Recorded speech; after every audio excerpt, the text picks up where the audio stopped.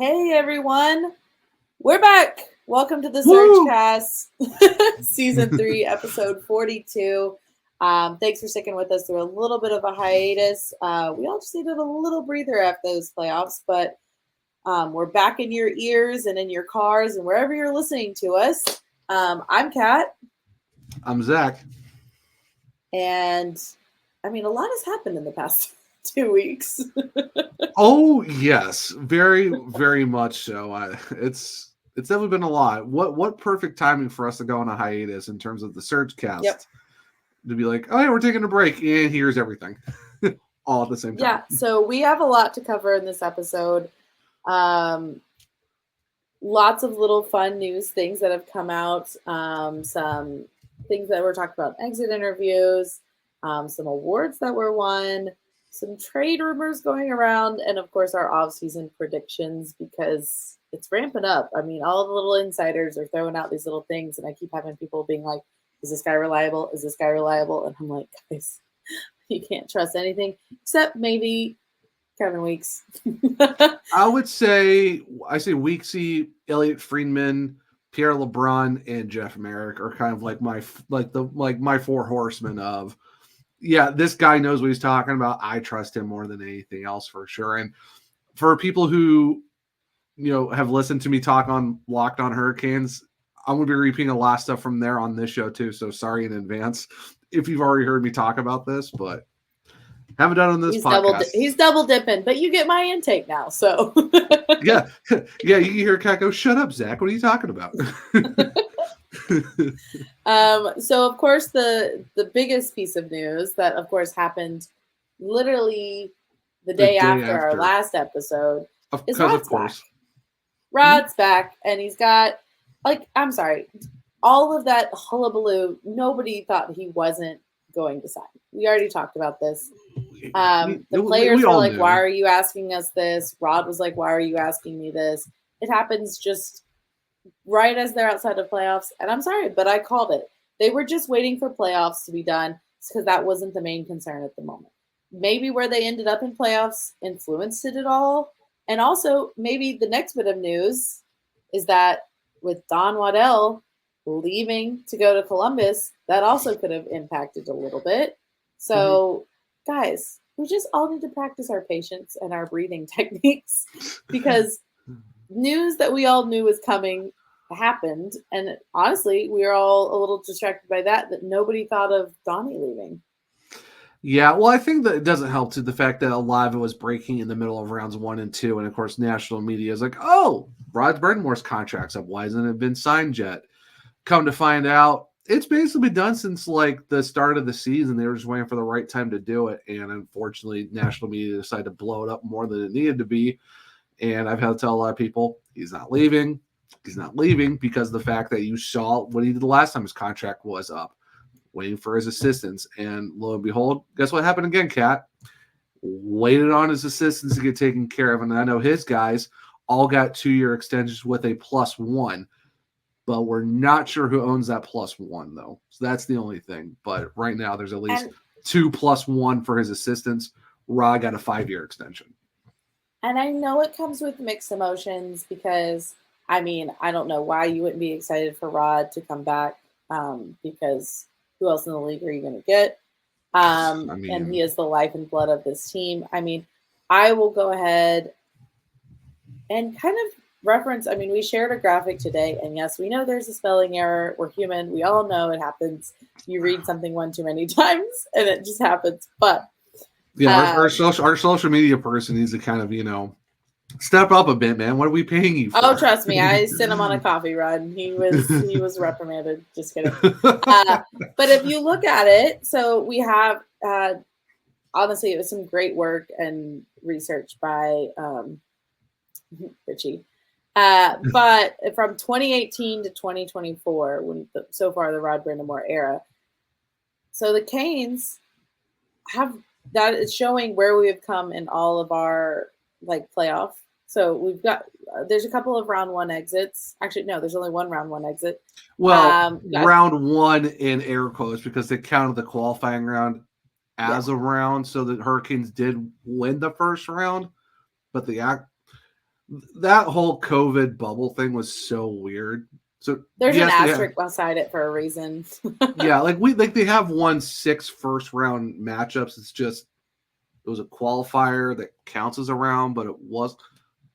Welcome to the NHL. It makes no sense, but hey, the Hurricanes are the only team to go perfecto in the last 6 seasons. Well, it's so interesting. So you get a so you start with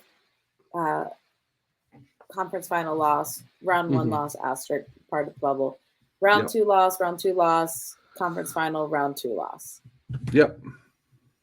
But of all the other teams, between the Rangers, the Devils, the Islanders, the Caps, the Pens, the Philadelphia Flyers, and Columbus, there's many of them didn't even qualify for playoffs at least once or twice in that whole time.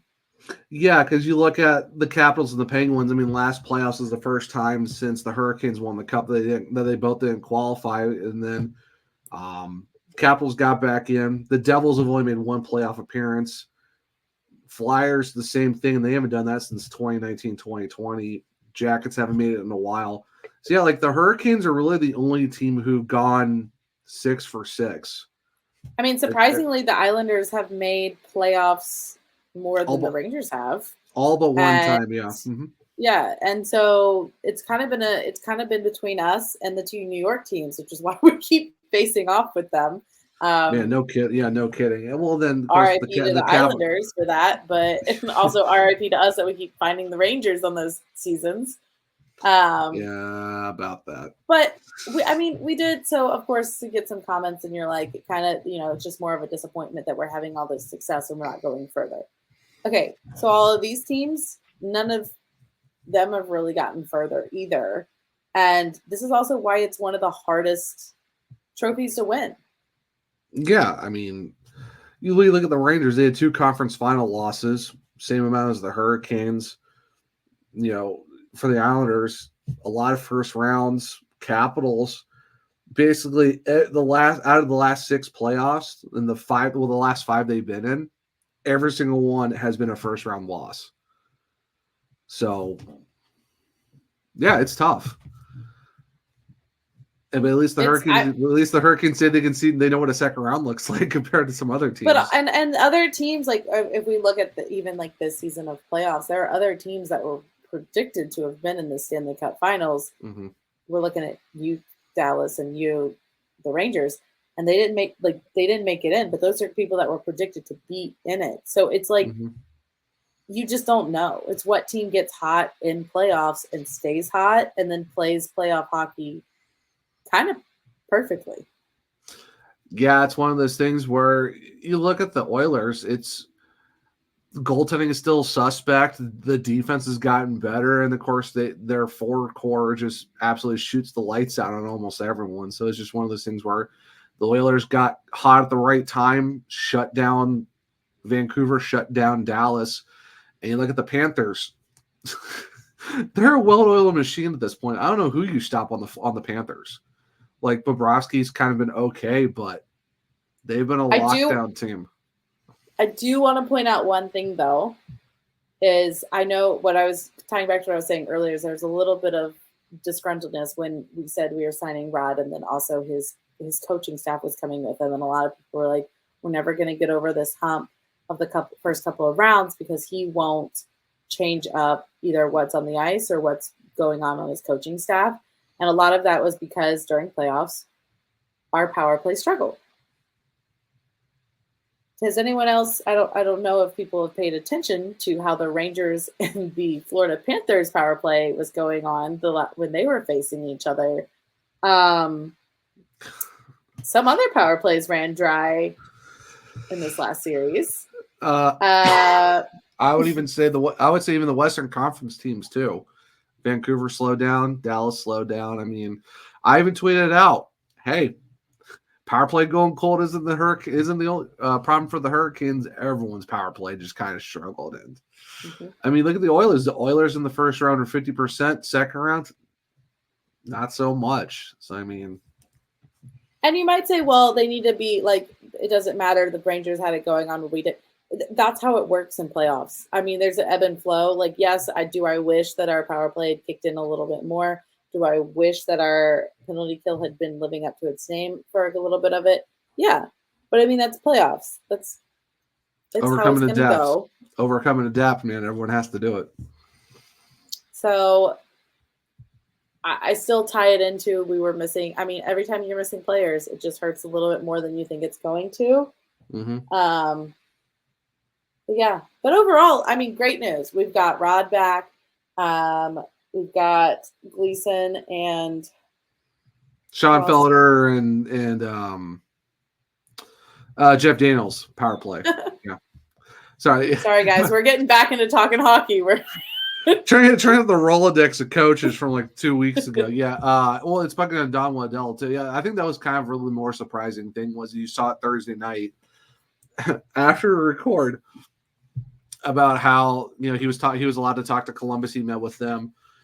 And then Friday the news drops, hey, he's gone. And you're like, oh, okay, that's surprising. And now he's he's the president of hockey ops, the general manager, and the alternate governor of the Columbus Blue Jackets. So that's my favorite thing. They're like, oh my gosh, look at all the hats he's given, like he's doing all this or whatever. And it's acting as if like a lot of it is spun in the way that he's being paid so much. That's why he left, because again, it always circles back around to Dundon is stingy. But it's not that we said, okay, bye. We said, okay, you can go talk to other teams to see what else if you would like a better offer. That's not saying we don't want you anymore. That's saying this is what we think, but if you want to go look at other things. And Waddell has always been a man of many hats. Like he's just that kind of guy, and he stepped into the role of GM, and kind of that was when we started rebuilding. Yeah. And what does Columbus need? Rebuild it. Like they need that push to get up into playoffs, just like we did at one point. Yeah. So it's not like that weird that he's decided to go and tackle another challenge. He also got a promotion because he's an alternate governor, which is just another position they made up to give him. So yeah, like I talked to Jay Foster. Is it a governor of the hockey team or all of Columbus?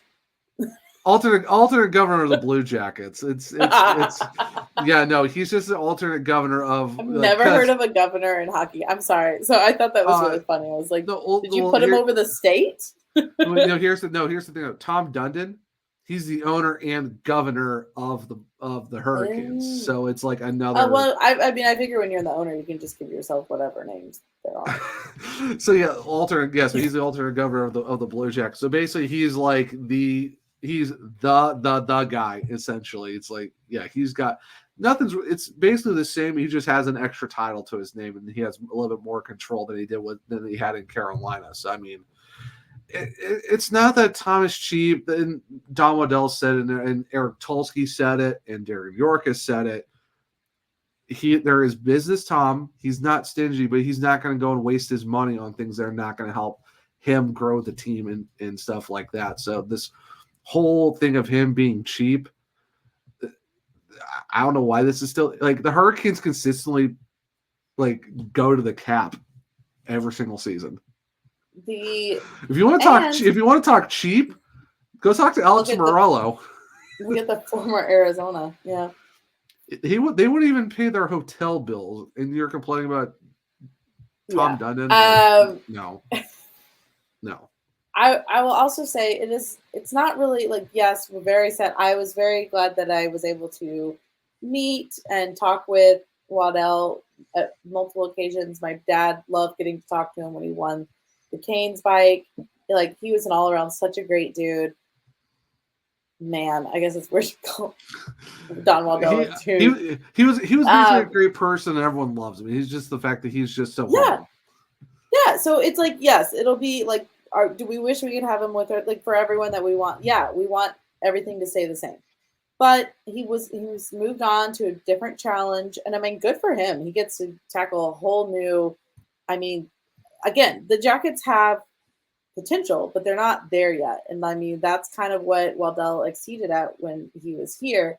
So give him that chance. But also, look, we got Tulsky up there, and for many people that don't know, Tulsky was already kind of doing this job with Waddell. Like he was his like right-hand man. So he knows all this in and outs. He just hasn't been the forward-facing face that all of us are like, oh, yeah.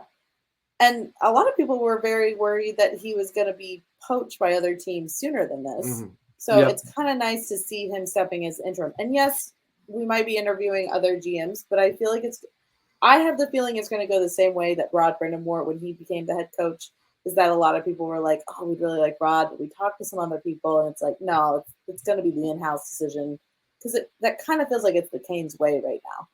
Yeah.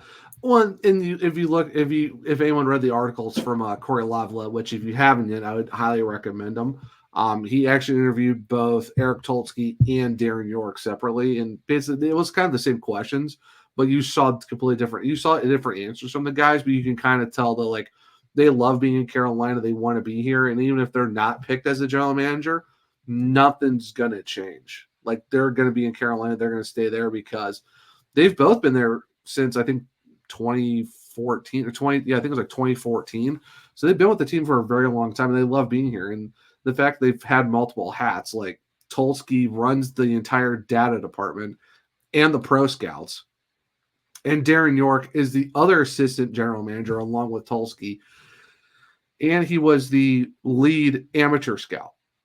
And you know how good the amateur scouts are because you look at the draft every year, Kat. Like it's basically, I jokingly said it, but it's kind of true. That's the Stanley Cup is the draft because they just absolutely knock it out of the park every year. I mean, you get Sebastian Aho in the second round, which everyone thought at the time was a stretch move. You get Jacob Slavin in the fifth round. You get Brett Pesce late. You get Seth Jarvis at 13, Bradley Nadeau at 28 in the first round of different drafts. You get Andrei Svechnikov at the third. Like those two guys are really good at what they do, and the fact that they both said that they want to stay here, it goes to show how good of a chemistry those two have, and the fact that no matter what happens, they're like. And Darren York said it perfectly, and I love this. He's like, I'm not going to just take my toy and leave if I don't get picked. He's like, I'm not going to take my soccer ball and go home because I wasn't picked as the GM. Yeah, I think the Hurricanes are in good hands regardless. And if they pick someone else, so be it. But if not, you got Tulsky and Darren York, and they know what they're doing. Yeah, and it's kind of good. Honestly, it's kind of good having those guys at the helm because you have so many things up in the air right now with certain players. And these are guys that were working with Waddell on those contracts like over the last couple of years. So they know kind of what we were planning on. So I feel like you're like still in the same shoes and you're not someone coming in being like, all right, let's just change everything. Or like, I don't think this. You're kind of having the same mindset, which is nice because we've gotten some really good deals recently. But yeah, talking about all of the fun things that are going to happen over the off season. Of course, player interviews also happened after we took our little hiatus. So going back to talk about those a little bit. Super fun. So Pesce said we'll talk about some injuries. Pesce said he broke his fibula. He did it on a block shot. Makes sense why he was in a walking boot, why it was a struggle to get back. Happy to see that he was skating there towards the end. So I don't know how you're skating. How are you skating with a broken fibula? I have no what? Don't know. I mean, broken bone. I don't. Nope. But so it makes sense, and he said it happened in the first period. So if there were a couple of moments when he was a little slow to do things, I'm like, you know what? That makes total sense. Yeah. I'm gonna just like in the moment you're like, why isn't he doing this? And you find out he had a broken leg. Oh, okay. Yeah, I struggle to skate just with two regular working legs, but all right. Yeah, I mean. It's just tough walking in general. Now let's just go put on some skates and try to, play hockey. Okay. Yeah, no, sure. Totally. Yeah. I did really love everything he said in his exit interview because it kind of ties into my thoughts on maybe what we can get in this off season. As he said before, he hopes he can work it out. He loves it here and he loves the guys. He still thinks they can get it done. My favorite quote, this quote literally spoke right to my heart, but he said, you can take all this money and sometimes it makes the team worse. It all depends on what you value. It's fun to win and be in a winning culture. And it was kind of a lot of guys go chasing the money. It's and no one blames them for it. I mean, yeah, you get a little butthurt about it because you want the guys on your team, but like that's what guys do. They go chasing the money because it's a job. Do you go for the raise? Do you go for the promotion? Heck yeah. I mean, short window too. It's a short window for their career. They have to. We hate that Trocheck isn't with us. Is he making the money long term? Yeah. The guy went for the bag. 7x7, man. Yeah. I mean, so it's kind of nice to hear. Like Pesce has said from the get-go, he has wanted to be his whole career here. He wants to finish the story. Him and Slavo. They both want to finish the story here. They've been into the dark ages. They see the transition. And it's nice to hear the guy is also saying, like, I get it. Like, I could go get money somewhere else. But if it's fair here, I'd rather stay here and finish where I actually like it. He loves his coach. He loves the culture. He is a Hurricane. And he said it right. But like, he's like, I'm not going for the money. I will go. Like, I want to stay. And that's great to hear because you also have exit interviews from Shea, which is fun. Shea has always been kind of like iffy. Like, he gives great exit interviews, but he never had quite the passion of saying, like, that Pesce said of, like, Pesce wants to stay no matter what. Shea has always been kind of up in the air. And during the season, a lot of people were like, well, I would do Shea over Pesce. Well, then you get into the postseason and you're like, we kind of need Pesce. They kind of balance each other out really well. Yeah. And then Shea's exit interview being, I will stay as long as the money is fair. I mean, you got a little package deal there. There's two guys that want to stay together. They're best friends. They want to skate together. One really wants to stay, also wants a fair deal. If you can find a way to give a fair deal to both of them, and maybe Pesce can talk a little in Shea's ear and be like, hey, buddy, you want to stay if we both make this? That would be amazing. That would be one way you'd get them both. I know it's a lot of monopoly money, but gosh, that would be awesome. Just if you have the right mindset. Yeah, because you look at Brady had last year. I mean, his previous contract was 6 years at $5.25 per year. I mean, and then you look at Brett, he had 6 years, $4.025 per season. If you're Brett, I mean, supposedly he turned down a 5x5.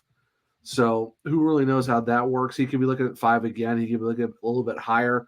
I know Elliot Freeman said that the Hurricanes were looking at a Dmitry Orlov type deal with Brady, going 2 years, 7+, a short term with a bigger height, with a bigger AAV. Who really knows? And I've seen projections where he's looking at like 6.5 per season. So you're talking a good $1.3 million bump in Brady Shea, almost $1 million for Brett too. And you're trying to figure out what you're going to do with Tavo, Jay Gensel, Steph Nason. We're going to talk about those guys too, but yeah, you're potentially looking at $11 million between both of those guys combined. Yeah. I don't know. Yeah, it's definitely make things very interesting if they want to get paid fairly, but also want pay increases along with all the other UFAs we have on the team too. And a particular RFA that we'll talk about later who really wants a pay raise and a time on ice raise too. So yeah, we'll get to that, of course. We also have to talk about another guy that was playing injured, and I don't think anyone could tell. Seth Jarvis was playing most of the season, not even playoffs, most of the season with a torn labrum and rotator cuff. I hurt my shoulder playing volleyball weekly, and it's just sore. It's not torn. It's not sprained. Nothing like that.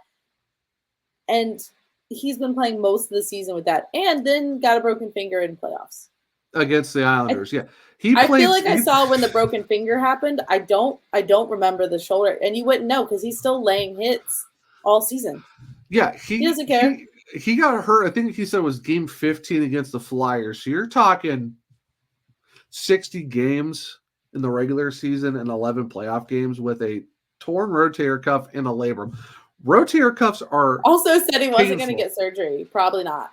But he's like, but I'm no doctor or anything. And of course, he's just the quote machine that just keeps on giving. And it's just for the fact that he had a career season with a torn rotator cuff really speaks to how, as Don Waddell put it perfectly, the cojones this guy has.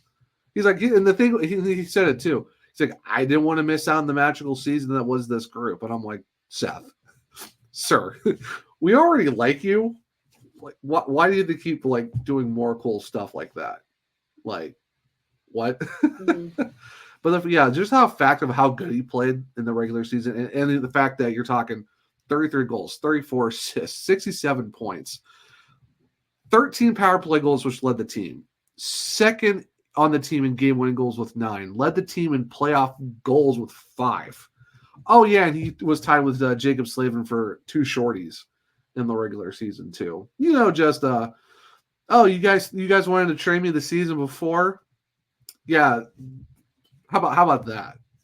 How about that season I just had? You got to love the kid's mentality. I mean, he's playing through the injury on a contract year. Throwing the body. Nonstop in every podcast available.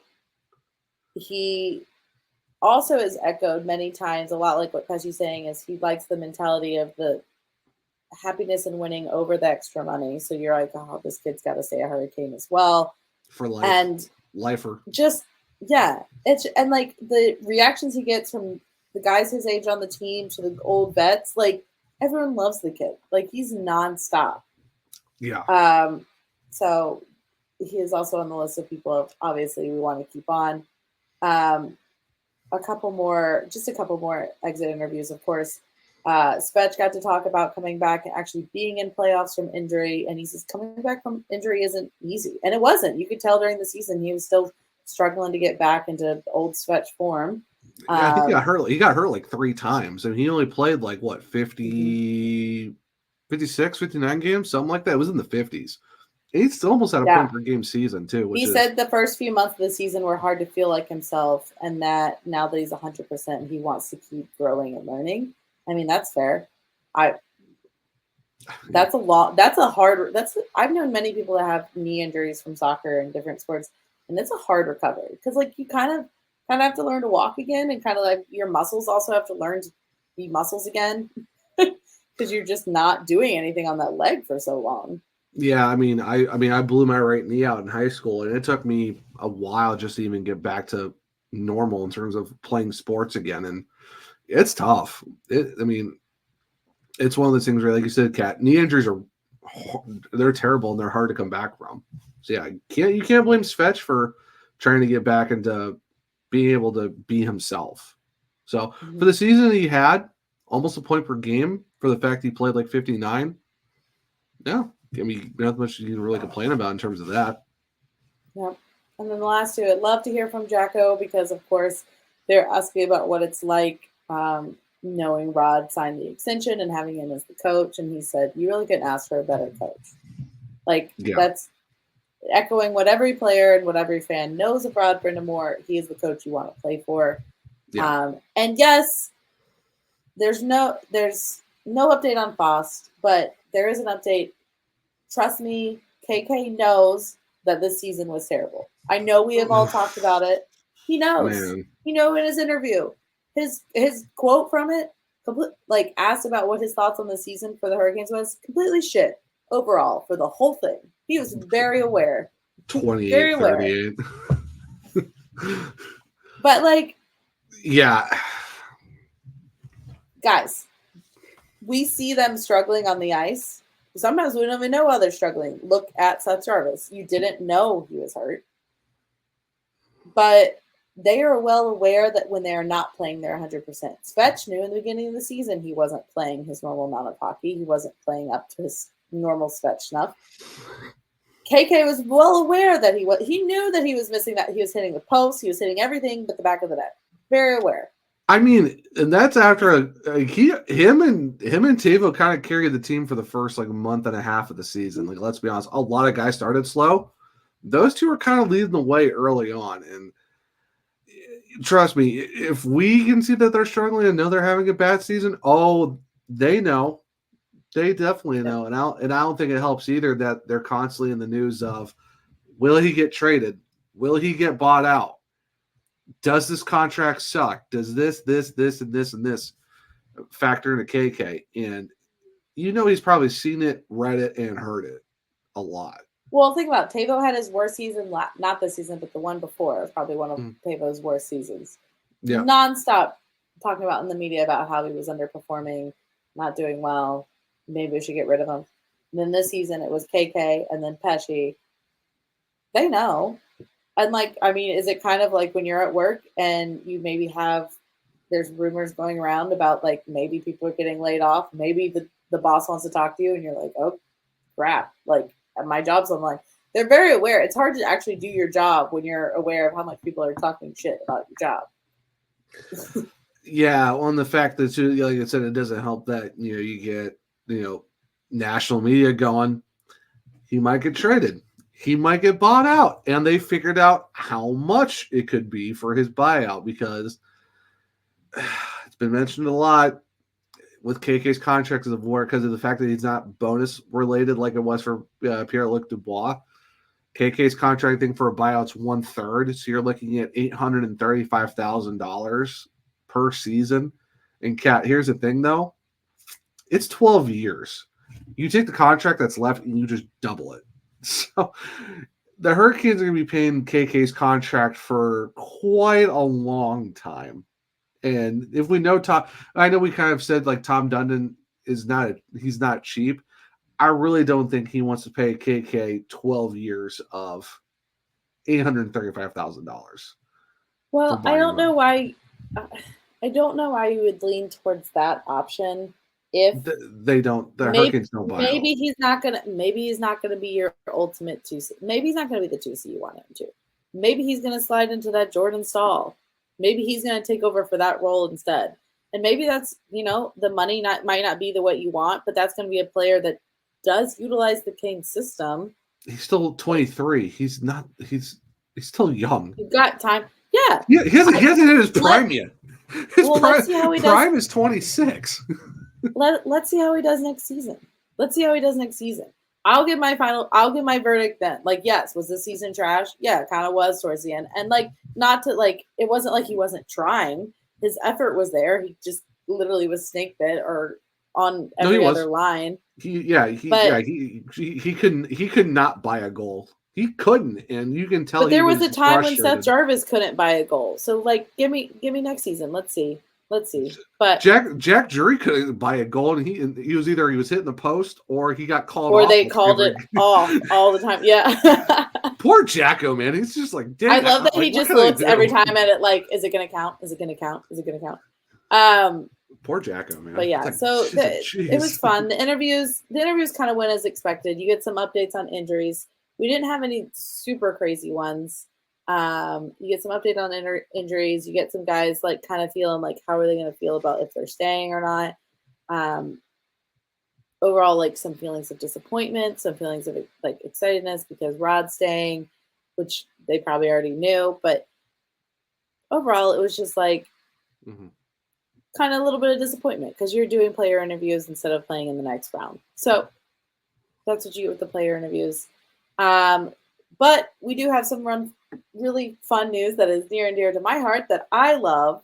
And of course, I think he should win this award every year / it should be named after him at this point. But Jacob Slavin won the Lady Bing. Is anyone surprised? No. Death, taxes, and Jacob Slavin wins an award for being just an awesome person. I mean, honestly, wins the award for playing Jacob Slavin hockey. I mean, he should have already won it multiple times, but well, he has. But you get my point. Though. It should be more than 2. It should definitely be more than 2. But you know. If you don't know what the definition of the Lady Bing trophy is, go look it up, and I promise you, as soon as you read the definition of it, you'll be like, "Oh yeah, that's number 74." He also joins Elite Company because Red Kelly's the only other defenseman who's won it multiple times, and he did it 5 times. 4 times with the. Didn't he win it once, not as a defenseman? One of the times he won it multiple times, he was not a defenseman. No, it was always the defenseman. He's just won one. He won one with the Maple Leafs, and the other times with the Red Wings. But yeah, Jacob Slavin is only one of 4 guys that won it multiple times for defense. So, because it's hard. I mean, defense is when you're trying to stop a breakaway and you can't commit egregious penalties.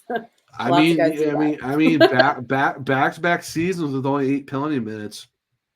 Can't ask for more out of that. And you think about it too, the first time he won it, he had 2 penalty minutes, and it was a delay of game, puck over the glass penalty. Like he could have gotten it. There were a few phantom penalties this season too, but well, I'm talking about the one where he only had 2 penalty minutes in the entire COVID season. Yeah, delay of game. That was his penalty. To the point where if you were at a home game at the Canes, they made a joke about it because they would talk about like being aware in the stands, like sometimes pucks go over, and it would just show Jacob. It would show Jacob being like, "Whoops, my bad." I mean, it's no brainer. He should have won it, and I know we've joked about it multiple times. He should have a Norris, but that's another conversation for another time.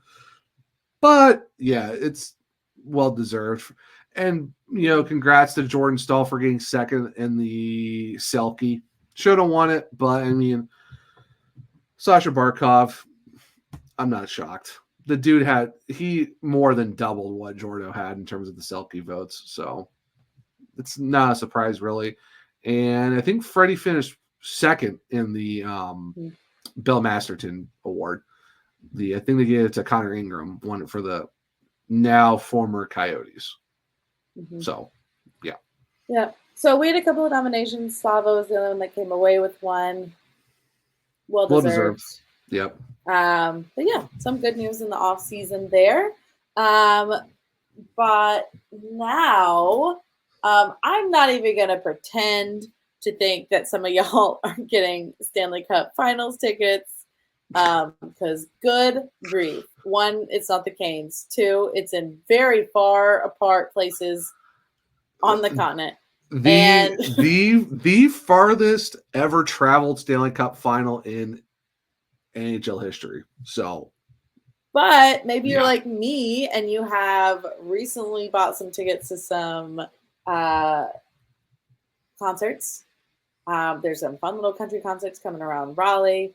Some bands are coming back in town that haven't come in a while. So, I mean, I don't know about you, but did you guys know that we work with SeatGeek? We're brand ambassadors for them, and they are a ticket app that takes the confusion out of buying tickets. They put a 0 to 10 score on each ticket to know if you're getting a good or a bad deal. They also label it with green is good, red is bad. And all of our viewers get a $20 off their first ticket purchase when you put in the code thesurgecast.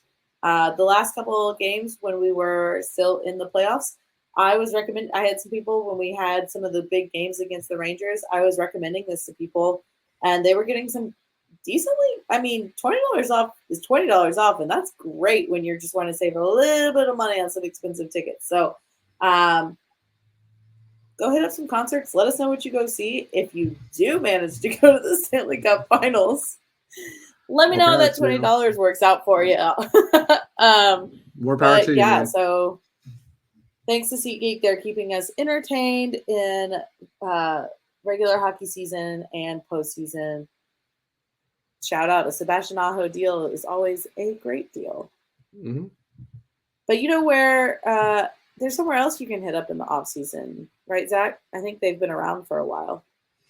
I mean, they've been the OG sponsor since even before episode 1, and we have to talk about the amazing group over at Primo X Hockey. If you go to primoxhockey.com and if you go to checkout and you use the code SurgeCast, guess what? You get another Sebastian Aho discount. This time, 20% off. They have everything you can ask for. They got stick protectors. They got wheels for your blades if you want to do some outdoor skating. They got a lot of more. They just got a lot of new shipment of hockey sticks that if you're looking for some new twigs, to play. Outdoor pucks and balls. They have helmets now. They have strings. Anything you can think of, even if like non-hockey related items. They got flags, which are really awesome. They got koozies like this one. If you're on the YouTube side of things, they got really cool koozies that you can have. If you're like, Alex Warren, he wants to put his cores in there, there's a koozie for you to use. But they got pretty much everything. They're right there in 1401 East Dix Drive, 10 minutes from the arena. You're helping support, local stores, and they're also season ticket members. So you're helping fellow Canes fans by checking them out at their warehouse. And let's say you're not in the area, you can still go to, you could get free shipping if you go online. So, and it's in the continental United States. And if you go to the warehouse, let them know that we sent you. Maybe they'll help you. They'll hook you up with something. They do sharpen skates for $5 as well. So if you do have a kiddo, or if you're in beer league hockey in some sense, go get your skate sharpened. Why not? So shop local, support local. Use code SurgeCast at checkout for your Sebastian 20% off discount. And let them know that we sent you from the SurgeCast, because they've been here since before episode 1. And we're now at episode 121. So big shout out to Primo X Hockey for being there from the very start. You guys are amazing. Kat, I know when it comes to like getting tickets and stuff like that, I know it's kind of a bit pricey. I know people need to, try to save up money, but I think there's a way people could also win money to go to those tickets as well. And I think we might have a sponsor that might help them out with that. Yeah. So if maybe you can't quite afford the tickets, but maybe you're going to stop over at Primo and go to be like, I've got an itching for hockey, but I just want to be a little bit involved while I'm watching two teams that I'm not normally a fan of, but you do got a little bit of alliances to the west or the east. We're this close, especially with this recording, to crowning the Stanley Cup champion, and the action is heating up on the ice. It's even hotter at DraftKings Sportsbook, an official sports betting partner of the NHL. Are you new to DraftKings? Listen up. New customers can get a no sweat bet up to $1,500. Just deposit at least $5 and you get a bonus bet back equal to your first bet if it doesn't hit. Hey, Zach, you got some. I feel like there's at least one hockey game coming up soon. You got any odds on that? I mean, I think there might be one. I think it might be a big one, actually. Unfortunately, the Hurricanes aren't in it, but I know we have the Stanley Cup final on Saturday, and that's going to be at 8:10 p.m. with the Edmonton Oilers and the Florida Panthers. And if you look at the money line, the Edmonton Oilers are a plus 120, and the Florida Panthers are favored at a minus 142. And if you also look at the puck line in terms of goals, the Panthers are a minus 115, and that is set at plus 185. And the Oilers are a plus 1.5. That's set at a minus 225. And if you look at the over-under in terms of how many goals will be scored in the game, it's actually for the Panthers under 5.5 at a minus 105. And for the Oilers, they are over 5.5, and that's set at a minus 115. So pretty good odds if you want. Like you said, Kat, you said it was $1,500 for some bets. I mean, up to $1,500. Just deposit at least $5. So download the DraftKings Sportsbook app now and use code THPN. That's code THPN for new customers to get a no sweat bet up to $1,500 if your first bet doesn't hit. Only on DraftKings. The crown is yours. Do it responsibly, y'all. Yeah, I mean, also, if you're trying to figure out, we can't tell you how to win on who to support. No, we can't tell you how to bet. But if you are trying to figure out who to go for, I mean, it's honestly, if you want to do it in terms of former Carolina Hurricanes, it's Warren Fogle versus Steven Lawrence. That's really about it. Pick your favorite. I know there's a couple Steven Lawrence fans who would love to see him win the cup for the Panthers. So honestly, yeah, they were both those kind of like literally just try to out hustle the opponent kind of guys. Always kind of goofy, really fun, great like teammates and locker room presence. So I love supporting both of them. Either way, one of them gets to hold the cup, and that's great. Congrats to a former Hurricane who's going to win the cup before the Canes do so. Woo! Stick the knife a little bit deeper for me, please. Yes, super fun. So much fun. Back to Canes news. So yeah, there's a couple of rumors going around, especially about one player in particular. Surprisingly, who would that be, Kat? Surprisingly, it's not really Gensel. I am shocked. I am shocked, as I say. Marty Necas is the talk of the town, especially after winning gold for his country. Yep, won the gold of the men's worlds that was actually held in the Czech Republic, and Czech Republic won the gold. They beat Switzerland 2-0 in the gold medal game. So congrats to the Czech Republic for winning gold. Congrats to Switzerland for winning the silver. And then the Swedes won the bronze because they beat the Canadians. So, yeah, there you go.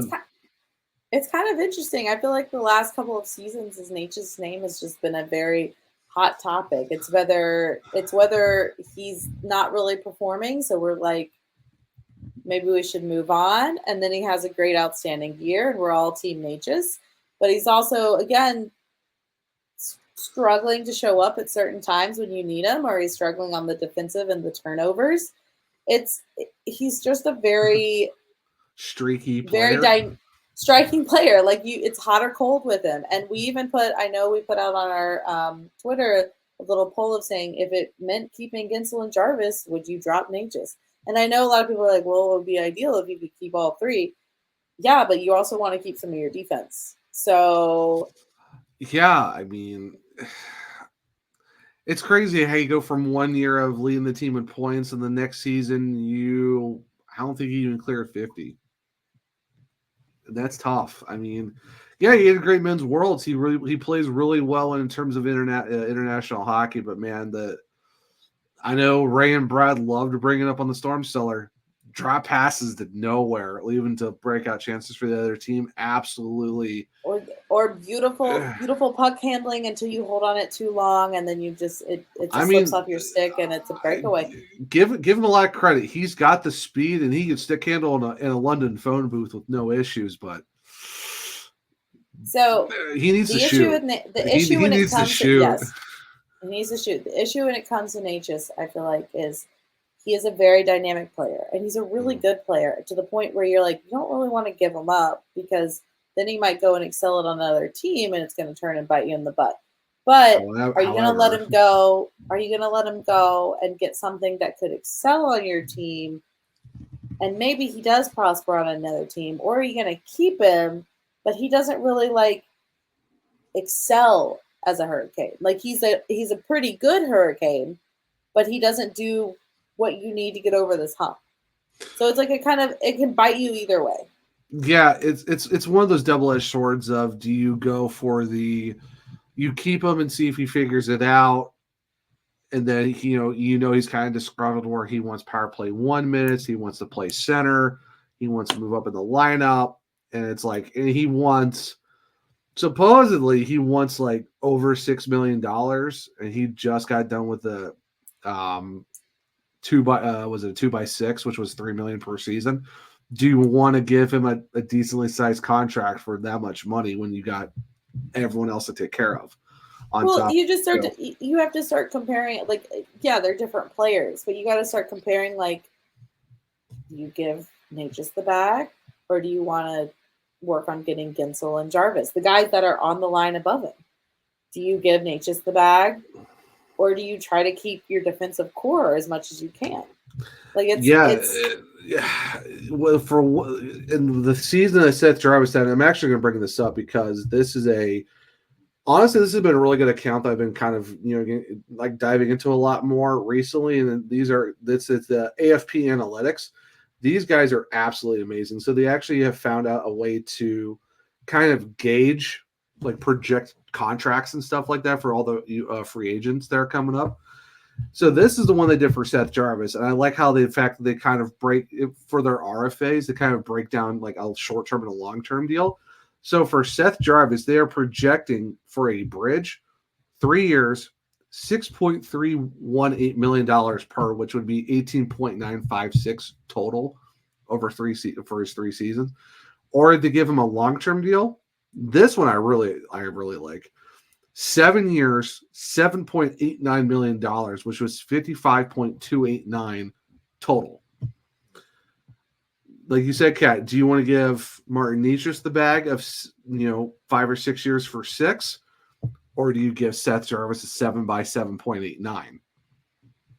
Also, if it's a guy that wants more minutes and wants to move up line, he's already on the second line. Do you think he's on your? He wants PP 1 minutes. He wants power play 1 minutes because that's where he was last year, and you saw how good he was. And this year he played on power play too. It's a double-edged sword. So if you're looking at the Kane Stat brand, which we always love to talk about, and we brag about them nonstop. I mean, hey, proof's in the pudding. He knows what he's talking about. They did make a really good thread. If you wanted, like, you're hearing all this stuff about Necas, and you really like, I don't really know what's going on, except that I know that maybe he won't be a Cade. He did make a little thread about Martin Necas' rumored destinations and what the Canes could be interested. Because if you do trade him or give him up, you have to get something good back for him. Mm-hmm. So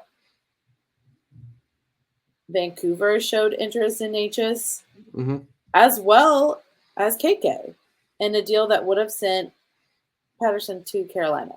Did that work out? No. And plus, how much Pettersson then that extension they got with the Vancouver Canucks? Yeah.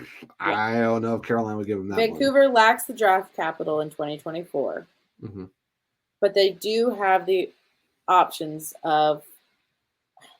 I struggle to say his name every time. Philip Pronick. I love that you read my mind. I knew perfectly what you're talking about. Yeah, because that last name is such a throw off. Yeah, it's Phil Pronick. Connor Garland and Elias Lindholm is back in the. He's always in the talks when you're talking about potentially coming back to Carolina. Supposedly Lindholm wants a 7x7 at least. Boston has showed interest. And, the thing about Lindholm, too, is he's a righty, he's a center, and that's something that Carolina has been very interested in. The thing, I'm not saying it doesn't fit, but... I mean, a lot of people were like, but you have Martin Necas right there, and I'll say this. I like Martin Necas, but have you seen his face-off percentage? His face-off, I will say... Under 40 is yikes. What we value with our centerman is defense. That is, of all of his skills, is Martin Necas' weakest point. He does not. I personally, from what I've watched him, the turnovers, he's not the strongest on the boards, and he doesn't protect the puck the way the rest of our centers do. Even for your how much you want to hate on him this season. The turnovers and protecting the puck were not KK's issue. KK was a very strong defensive player this season. Very strong. Just for his limited minutes. Puck luck wasn't there for him. It was a Jordan Staal lookalike. Defensively, he was there. It was the puck luck for the offense that was messing it up. It wasn't defense. None of our centers, Jack Drury when he's in the center, anyone that's in the center is very strong defensively. I would say might be one of the reasons Rod does not want to put him there. Because Rod is a defensive minded. It's our team. That's how our team goes. Yeah. Anyway. Vancouver. Lindholm, Pronick, Garland. Yep. And then you're talking about Boston and how there may have been something. Yeah. Something with Ullmark, maybe. He's got women. Boston's top pick in 2024 is at 122. They also don't really have picks that we would probably be super interested in. No, you're talking 122nd. You're looking. I think that's like what the third or I think it's the fourth round. So their highest draft pick is the fourth. You ain't getting a draft pick from this. And only one top 90 pick in 2025. Ullmark is probably the biggest name. Probably coming from that, but then you got to figure out your goalie situation. You've got, I don't think Ronta's not going to be probably with us, but you've got 3 right now, and I don't see where Ullmark. You are going to probably have to move Freddie. I hate to say it, but if you're going for a Ullmark, you're gonna have to move on from Freddie because you got Peter locked up for the next 3 seasons at $2 million, and you got Spencer Martin locked up as your third goalie, potentially your number 1 AHL goalie, just in case someone gets hurt. Knock on wood, no one does. But if you're going for Ullmark, man, out's Freddie. Just kind of have to, unfortunately. But that's kind of what you're looking at if you do get Ullmark. The Flyers inquired, but the Flyers have nothing that we want. Good grief, no. I'm so sick of seeing the Montreal is interested, but what the heck do they have to offer? Also nothing. Well, Ryan Suzuki's brother. We can go get Nick. Calgary, maybe, but they also don't have a lot. Maybe Kuzmenko, but like it's also not. That's not something you want to give Necas up for. Not Kuzmenko, please. No, I would say Serengovich. Serengovich would be the guy. I can't tell if this last one's a joke, and I think it is, but I'm not sure. Columbus inquired, and then he put Line A. And you guys don't understand. It's a every joke. Time, that's a joke. Every time Kate Stats friends mention a trade with Line A, it's not real. It's never real. But so many people get angry when they mention it, and it's so funny. It's so funny because it's never true, and they're like, "How does nobody know this is a joke by now?" It's just such a great bit from CSB. When I see Line A pop up in a tweet like that, I'm like, oh. I'm waiting for the comments. People lose their mind. Just grab your people lose their mind. Grab your popcorn and just watch the comments because it gets so good. But I mean, Nashville's also interested, but there haven't been any details. And Nashville's also interested in Pesci at free agency. So there's some options. The Predators. I mean, you know what? I'm gonna look at Nashville real quick because I want to see who they would even remotely have that could work for the Canes. I mean, Boston. I don't know. Calgary. I'll check Calgary's too just to be safe. Jeez. Well, I mean, you got Thomas Novak, 27 years old, through the 2026-27 season. He's actually a center. I want to see what shot he is. Oh, he's a left shot center. So his contract. Oh, he just signed it back in March. So 3.5 per season. He had 18 goals, 27 assists for 45 points in 71 games this past season for Nashville. And he is 27. So it's just a new contract, but 3.5 for a center wouldn't be terrible. Maybe Colton Sissons too. He's making 2.857. He's 30. I want to see. He's a right shot center. 15 goals, 35 points in 81 games. So you maybe have a couple options if you really want to go somewhere with that. Defense, maybe Jeremy Lauzon. He's 27 years old. He plays left and right defense. He's making $2 million through the 25-26 season. I don't know. Do any of those names interest you, Cal? You're kind of just like, meh, at that point when it comes to the Preds. It's kind of what we're looking at. I'm not sure.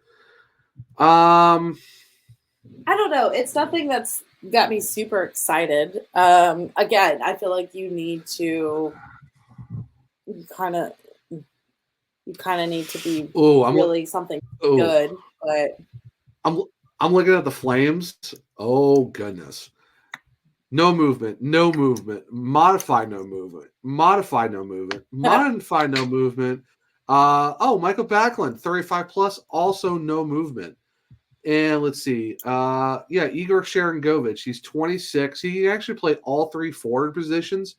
He's 26, and he's a UFA after this upcoming. So he's a UFA after the 24-25 season. He's set to make $3.1 million. Okay, 31 goals, 20 assists for 59 points in 82 games. He was also a minus 29. But to be fair, the Flames were terrible. Ask Kyle. Shout out, boss man. I would say it's probably your best option if you're going for the Flames is Igor Sharangovich if you want to go for a full season rental with him. Like I said, Blake Coleman, he's pure winger. He's got a modified no trade. I do not want Andrei Kuzmenko for $5.5 million because he's also got a modified. He's a free agent after this upcoming season. Cat, for the money he makes, I do not want his 25 points. Oh, sorry. He had 25. He had 20. He had 25 with the Flames, 21 with the Canucks. So he had 46 points in 72 games. So it's not terrible, but also no thanks. So if you're looking at the Flames, Sharon Govich. Okay, we're not looking at the Flames. We're not looking at the Flames anymore. Not anymore. All right. Honestly, right now, if you're looking at most of those options, it could be the Preds. Maybe. I don't know. It's for the Canes, in case anyone needs to know this. Coming into this offseason between restricted free agents and unrestricted free agents, there's a lot. So we have in RFAs, players that have played at least one game for the Canes in our RFAs. You have Coghlan, Comtois, Drury, Jarvis, and Necas. Yep. Of players that did not play for the Canes but are RFAs, you have Mendel, Murray, Smith, Suzuki. But Suzuki is re-signed to a 1-year, 2-way contract already. Yep. And Tixola, is that right? Am I saying that right? Tixola, yeah. Mm-hmm. Yeah. I would say of those names. Okay, so like Suzuki, so some of them, now that we have an AHL team, you can work with it. I would say Thank of those you, Chicago names, Wolves. Yes. Thank you for calling your ex back. Of those names, I would say that my priority, personally, Drury and Jarvis. Mm-hmm. And then look at Necas. But Necas plays into the rest. Of the unrestricted free agents, you've got Callahan Burke, you've got Chatfield, D'Angelo, Gensel, Martinook, Nason, Pesci, Ronta, Shea, Teravainen. Holy names. Here's the thing, too, Kat. As of right now, by cap friendly, the Hurricanes have $26.57 million in cap space, and they have 28 of 50 contracts. Woo! Yeah. Mm-hmm. Oh, I love playing money. Okay, so if we're going to talk about who we're re-signing, of those names, my prediction. You can say yours if you have differing ones, Zach. Are we official into the offseason predictions thing that we're doing now? Well, okay. Yeah. I would say of those names. God, there's so many. Well, let's start with the restriction. Let's start with the. I honestly can tell you who might leave. I can tell you more likely who will leave than I know for sure who will sign. Well, let's stick with the RFAs and we'll go to the UFAs just to kind of make it easier on ourselves because there's a lot of guys. They all make me stressed. The UFAs make me really, really stressed, but the RFAs, okay. I could see you keeping Coghlan down at the Wolves. I see Coghlan a Wolves guy. Yeah. I see that. Most of these guys I would see as Wolves guys, except Drury, Jarvis, and Necas, if you keep them. I don't see them up on the lines. But again, my priority, honestly, it's, in my opinion, Jarvis, Drury, Necas. Because Necas is going to be the biggest one of them, probably, and he's going to impact the UFAs. Yeah. That's my opinion. I don't know. What do you think? I think in terms of the RFAs, I mean, I'll get this one. I'll get these ones out of the way really quick. Your Blake Murrays, your Tuukka Tieskalas, Griffin Mendel, they're probably going to re-sign because they're RFAs and they're still young. Ty Smith, maybe, but with Mendel and Smith, they're also arbitration. So who really knows? I can pretty much see all those 5 RFAs kind of staying around, just to a certain aspect. Oh boy, Dylan Coghlan, I kind of agree with you. He's got arbitration rights coming up, but he's someone that the Hurricanes have had since we got him from Vegas in the Max Pacioretty trade. He played pretty well with the Springfield Thunderbirds, and I did get to see him when they played the Checkers down in the AHL. So he played pretty well. He's only 26. I could see him sticking around. Max Comtois, arbitration rights, RFA. I don't know. I could see them keeping him around just for depth options in Chicago because he played there and it's just an extra body to have. I think my first priority is Seth Jarvis in terms of the RFAs. You got to get him taken care of. And I even know Elliot Friedman said on 32 Thoughts, it was like the top 3 priorities for the Hurricanes this offseason. Brind'Amour, Jarvis, Jacob Slavin. So I think Jarvis is going to. And they're already in talks, and Slavin's also already in talks. Like they were. Because he's as much as the Lady Byng was guaranteed, an extension with Slavin is. I'm going to tell you right now. If you don't re-sign him, you're kind of. This sounds dramatic, and I'm down to be dramatic tonight. It's kind of burning the franchise to the ground if you're going to give up on Jacob Slavin.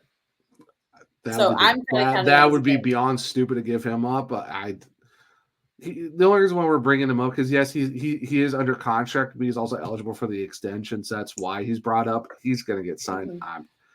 I'm not. As the 2 people who are the biggest Jacob Slavin fans, not worried. Besides his wife, probably, and his daughters. Yeah. Okay, well. Anyone outside immediate family. yes. You're talking to the 2 Jacob Slavin fans that are like, yes. Seth Jarvis, you have to keep him. Duh, no brainer. Jack Drury, obviously you have to keep him around. I mean, it's Captain America. Duh. Like it makes sense to keep him around. I know you have because I know we have like the re-sign departures, free agents, and draft slots, and also the trade slots of our offseason predictions. I hate to say it, Kat. Moving Martin Necas down to the departures. I mean, I kind of think the same thing. Yeah. I mean, in terms of what we're looking at re-signs as of right now, just from our RFAs, Coughlin, Drury, what is that? Yeah, Coughlin, Drury, Jarvis. Those are kind of like your mainstays. Mm-hmm. Your guys down in the system it all depends on what they want to do with that. But yeah, Coughlin staying, Seth Jarvis is staying, Jack Drury staying. Yeah. All right, Zach. Yeah. Here comes the worst part. Let's talk about them UFAs. Oh boy. Yeah. So you got Jake Gensel, Jordan Martinook, Steph Nason, Teuvo Teravainen. That's just your forward core. You got Jalen Chatfield, like you said, Tony DeAngelo, Brett Pesce, Brady Shea. Scroll down. Callahan, Burke, and then Ronta. Yeah. I'll get this out of the way. Ronta, appreciate what you did.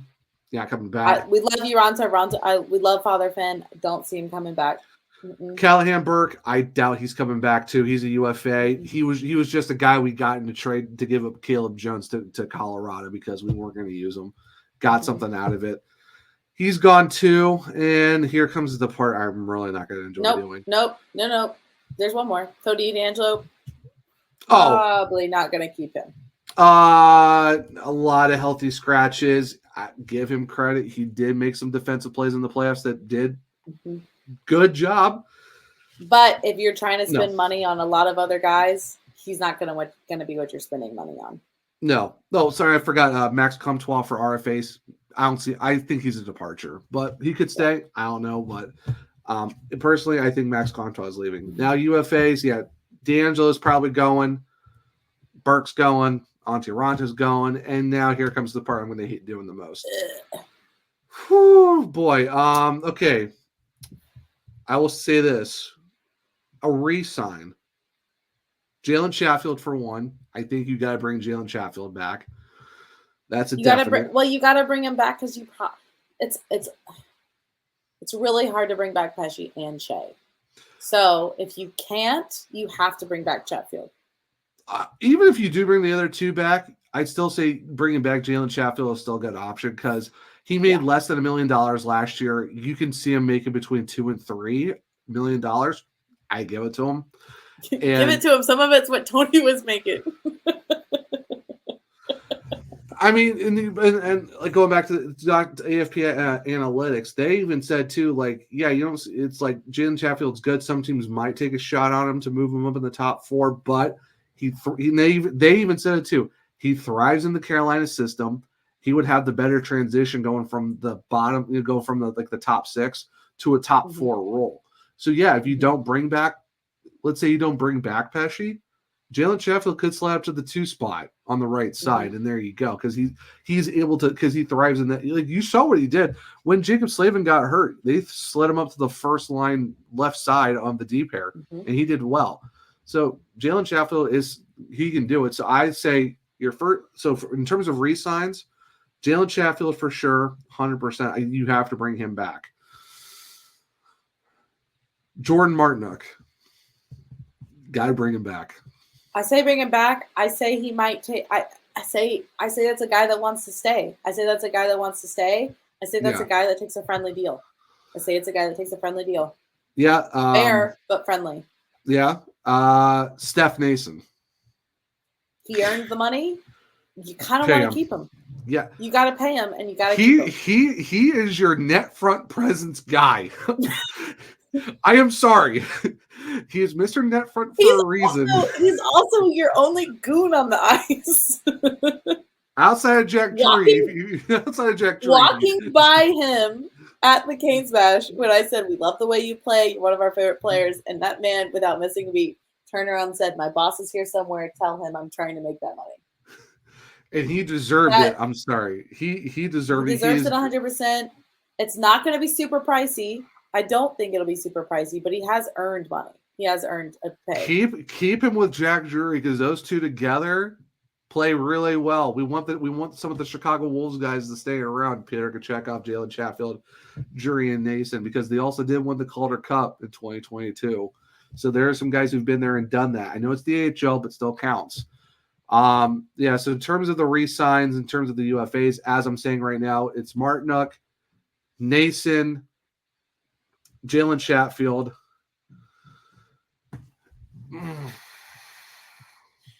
I hate to say this. I think you're on this verge, so I will say it. I don't know if Tavo comes back. It might be Tavo's time to go, and I hate to say it. But if what else you have on the table compared to Tavo is the one that you can put. And I know listen, we all love Tavo. We love our Finnish cherubs. We love them all together. It might not be his time because he just, like, with what else we have to sign, we just can't keep him. Yeah, because the thing is, he's 29. He just got done with a contract that was 5 years at $27 million, which was 5.4. If you're able to keep him without raising that any more than it already is, it's a possibility. But if he wants to stay around that range or go higher, that's going to make it tough. If he takes a little bit of a pay cut, 4.5, maybe 5, which he might. He hasn't had his best seasons, and he knows he's getting older. He might. This has also been a guy that has dropped down from the top 2 lines this season. He's kind of dropped down a little bit. Yeah. He is the most on this list, unfortunately. And it's crazy because a couple seasons ago, if it had been him and Martinook on this list, you wouldn't have seen us saying keep Martinook over Tavo. But that's what it is right now, because one has something that you have to keep on the team. And the other one is, while he's very skilled and we all love him, his presence is a little replaceable right now. Unfortunately, it is. I'm glad you kind of read my mind, because I didn't want to say it, but I could see Tavo going, unfortunately. The rest of this defense, it's tough. I'm going to say it. Brady Shea is gone. Brett Pesci's coming back. I hate to say it like that, but I feel like I know Brett points-wise wasn't the greatest, but his defense was good. You could definitely tell Brady has to rely on having Pesce on his right side because you can tell if he's not there, it's okay. It's not the greatest. He also, you could tell because, you could tell he's okay. He's not the greatest. He cannot play to his best if he doesn't have a guy like him beside him because it's not that he doesn't play as well. It's that he's not playing his game. He has the assurance of Pesce covering him. Yeah, he did not have that assurance. The moment he got, and it's not even. This isn't even a crack. I know it might sound like it because it sometimes is. This isn't even a crack at Tony DeAngelo. Without the assurance of Pesce beside him, Shea could not do his full potential in playoffs, and it's because DeAngelo and Pesce are very different players. Yeah, and it's not a knock. Honestly, it goes back to their Ranger days. People that were fans of Shea as a Ranger, Shea and DeAngelo played together when they were Rangers together, and they did not play as well together. It's just a given fact. They're both offensive minded. You can't have that on a defensive pair. That's why there's a Slavin and a Burns. That's why there's a Pesce and a Shea. Honestly, that's why there's an Orlov and a Chatfield. You have to have someone that is more defensive prone and will give up the offensive chances for their partner to take it instead. Yeah. This season has seen a flip-flop. You've seen maybe you want Shea because Shea's been shining offensively, but then when you see what happens when Pesce isn't there, you see maybe I got to keep the defense because you could slide Orlov up. You could slide Orlov up. He's making money to be slid up. Unfortunately. You could. I don't know. It's tough when you look at something like that where it's like you could make it work. It's just. That's why I want to keep both so bad. I would love to say keep them both, but right now it's tough. It's a tough thing to look at when. Because you're trying to figure out how you want to keep both, and you got to keep everyone else too. But at the same time, it's like, how do you make that work? Where they're going to be both looking at wanting to make the bag. I mean, I know we're getting into our possible free agent signings that we could possibly look at. I do have a couple options that I think could work. For the Hurricane. We got to talk about talk about the last one on the list. I know. Last one on the list. Oh, Jay. And it kind of goes into all the free agents. The Athletic listed a top 50 UFAs going into this offseason. Jay Gensel's number 2. We got number 2 on that list, dude. We have a lot. We have a lot of guys. We have a lot of guys in the top 50. We do, but we have number 2 right now. And Tavo's on the list too. Don't forget Tavo is on that list. Well, I'm going to go through the list in a second, but Jake is on our UFAs. He has expressed he likes playing here. He's expressed he wants to be in a winning culture. It is a priority to keep him. He played really, really well. 25 points in 17 games. If you're letting go of people, and some of them they weren't making a whole bunch, so it doesn't matter. But if you're letting go of players such as DeAngelo, Teravainen, Bronta, Shea or Pesce. Yeah, or both. And I've said it before, and I'm going to say it again. If you let go of Necas, you might be able to keep Gens. Because they're both asking for a lot. Which one is performing better? Which one fits the system better? It's kind of a no-brainer, and it's really sad because that's after a very small window with one and a bigger window with another, and one thrived immediately. And you got him for the playoff push, and he showed up in the playoffs. Mm-hmm. And to show you, and it's not even every team wants him. Not saying not every team wants Necas. Every team wants Gensel because he shows up.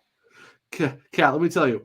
I cannot tell you how many times I've had to be asked by people around the hockey writers.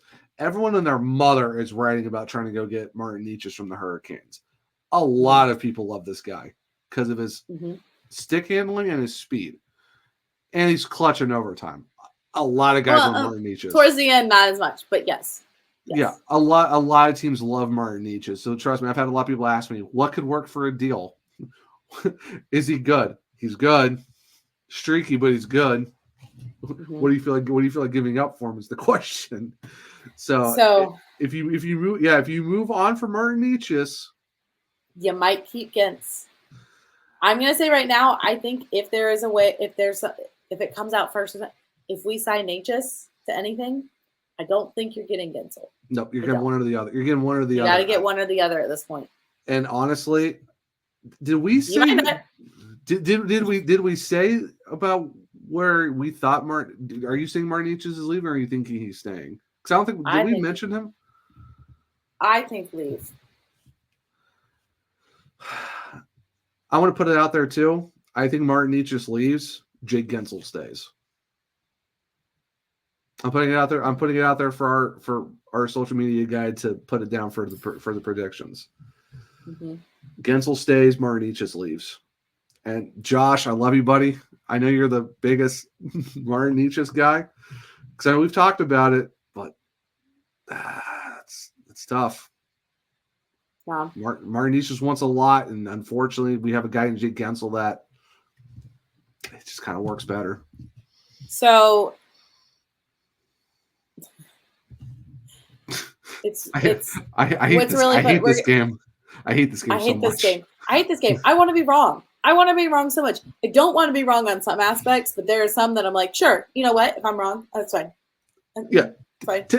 Tavo wants to stay for a better deal. Keep them all somehow. I'll be wrong. It's great. It's fine. Pull that Monopoly money out of your ass. I'll take it. Anyway, that's why these are predictions. And Tulsky, we trust. And Darren, actually, Tulsky and York we trust because they're the two-headed monster that we need. It's TY. It's a big thank you to Tulsky and York. Okay, so we need to talk about, besides we've talked about, we have a lot of guys on this top list. Okay. I love how this article, if you have the Athletic, I love how it started because it says, Paul Maurice may have been joking last week when he said that all the assholes in my room are up for contracts. He might have been joking, but it's kind of true. And it's kind of true for our team as well, unfortunately. So if we're going through the list of how they've ranked the pending UFAs. Oh, man. Sam Reinhart is the top of the list. He's looking at 9 million plus. There's not a shot in the heck that you're going for Sam Reinhart. Jake Gensel. You already seen how he plays, and he's with you. Keep him, please. Keep him. Yeah. Stamkos, 3. Old, 34. He's gonna want money. He made $8.5 million over the last 8 seasons, and he's still gonna. You know what's also really fun? If you have this article, I would say if you have to go to this article. It's on the Athletic. It tells you on the Athletic. It tells you can click on these guys and you can see all of their data, and it's great. You can see their offensive and defensive net rating. You can see their previous contracts. You can see their age stats, all that fun things. Okay, so for the Hurricanes, so we're gonna keep going. Wait. Another name we've thrown out that if we got something for Necas, Elias Lindholm comes in 4. Mm-hmm. Comes in 4. 29, shoots right, center forward. Not bad. No. Rounding out number 5, Brady Shea. Hate it. Yep. I hate that he's on this list. It sucks. Teuvo Teravainen comes in at 9. Disgusting. Yeah. So we have Brady Shea. You've got, between them, you've got Brandon Montour for the Panthers. You've got Marchessault for Vegas. Duchesne for the Stars. And then you've got Teuvo. And you've got Patrick Kane. I'm going to say this right now to you, Richie. We are not getting him. No. Not at 35. Not at 35. I love. They have Pavelski on here, but didn't he just say this is probably done. He's done. Done. Officially retired. Chandler Stevenson. Brett Pesce's at 12. Don't forget Brett Pesce's at 12. Oh, yeah. Brett Pesce's at 12. God, we have so many people in the top 20. It hurts. Chandler Stevenson, Tyler Toffoli for the Jets. Toffoli? Sorry. I butchered it. Yeah. I fully butchered it. Jake DeBrusk. That's Matt Roy, not Matt Waugh. I was like, is it Roy or Raw? Every time I see it, it scares me to say one or the other. Matt Roy. You got Tarasenko. No, thank you. I feel like that man is just all the time up for grabs. I would say other Hurricanes notables, because I know no one wants to listen to us go through the entire 50-man. Well, what's fun is Ghost is up here. Ghost is coming up. That was the one thing I was going to, is Ghost is available again. Oh, yeah, no, because I know that part of the graphic that we're going to do is potential free agents. We'll definitely touch on that here in a bit. Jalen Shaffield, 41 in the top 50. Steph Nason, 45. Yeah. There's some dudes. There's a lot of Canes in this top 50 in terms of UFAs coming up. But, yeah, I did find that very interesting for the fact that a former Hurricane's on this list, and no. He's 31, plays on the left side. He made. Are you talking about Ghost? 4.125. So I wouldn't be mad if you have to let go of Pesce or Shea, and you want to bring Ghost back. So all right. So are we officially in the predictions side of things where it's now the free agency period? Or the free agent factor of the graphic? Sure. Oh boy. Well, we already did the re-signs. We already did the. I do need to touch on this one thing, because I will be wrong if I don't, because I did promise I would also talk about this. Okay. There have been talks about Gensel going to Chicago. Oh gosh. I'm gonna tell you right now. I'm gonna go on my lovely little spiel that everyone loves when I go on these little rants. This man is 29 years old. The Chicago, even though they have apparently God's gift to the earth of the next best player in the hockey forever and ever and ever, are so low down in the bottom. Even if you got Gensel, would not touch playoffs anytime soon. This man is 29 years old, and I don't think for the amount of money he would go to a team and he wouldn't see the playoffs for the rest of his career there. I don't think he's that player. You would have to really go get a roster. I say this as someone who also has grown up as a Blackhawks person. Canes first, of course. Goaltending's not there. You have Soderblom, who's okay, and you also got Peter Mrazek. I love Mrazek because we're in. You have to have a very good defense in front of him for him to be his best self. Seth Jones is not it, and I'm sorry, that contract is abysmal. Abysmal. Oh my gosh. I am still like, why? Why? Also, why? So you get it.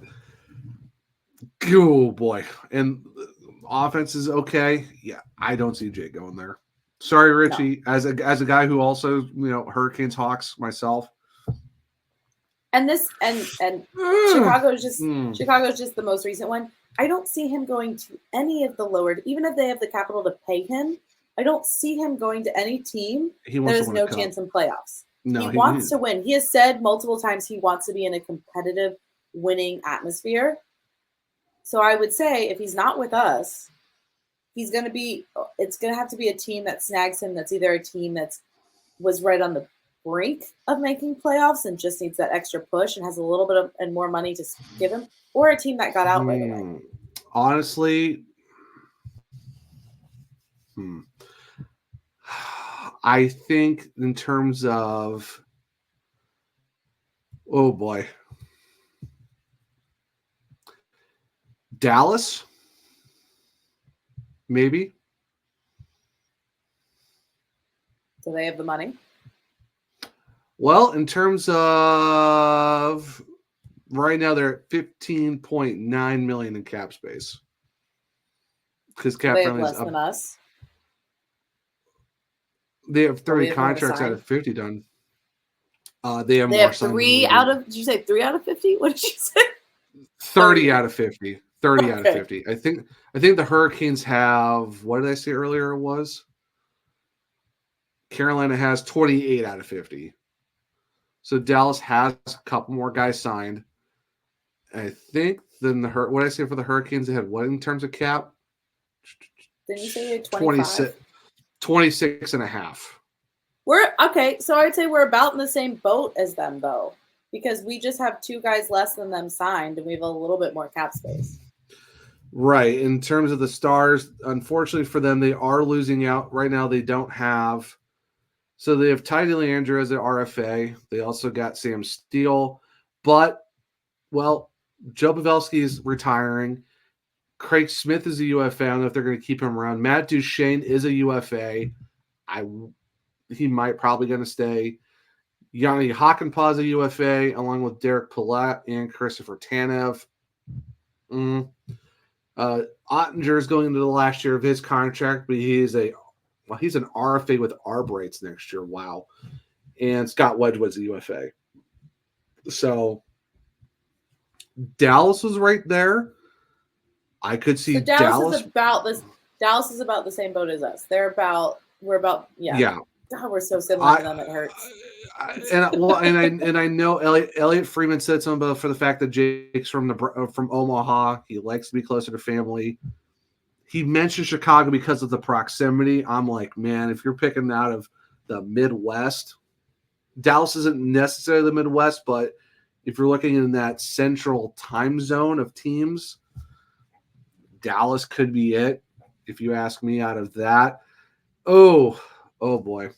Well, Nashville, 30 players signed and $26 million in cap space. So about, right there too. For them, Jarrett Anderson Dolan's an RFA. Anthony Bolivier is a UFA, along with Kiefer Sherwood and Jason Zucker. In terms of the defense, they only have 2 guys. Alexander Carrier and Tyson Berry are UFAs. So you pretty much have 4 of your 6 guys signed, and most of them are signed for at least 2 seasons. Dante Fabro is the only one that's on his last year of his deal, and he's only 25. UC Saros is signed through next season, and that's pretty much it for right now. Kevin Lankinen is a UFA. So, geez, and they still have Matt Duchene on a buyout for another 5 seasons. Yikes. So I'm saying Nashville could be it because the fact they have $26 million and they did make it to the playoffs, and they did pretty well. So Dallas, Nashville. I mean, again, that's also up to him because of the 3, I would pick us or Dallas. But Vancouver's got 33 guys signed, and they have $23.7 million in cap space. Okay. And they just missed out on the Western Conference final. Wait, no. Yeah, they missed out on the Western Conference final by a game. Okay, so maybe we give Vancouver or Nashville Necas, and they go away. And then he just has to pick between us and Dallas, and he picks us. Yeah.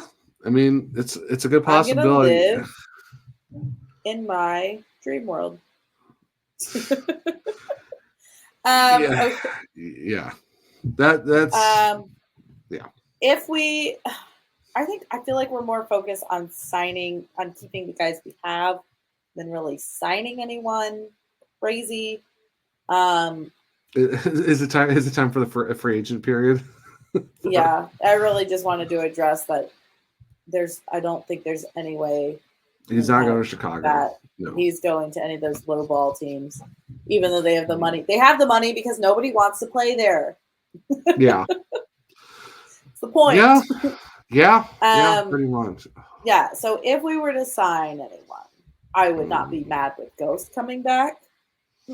Ghost could come back.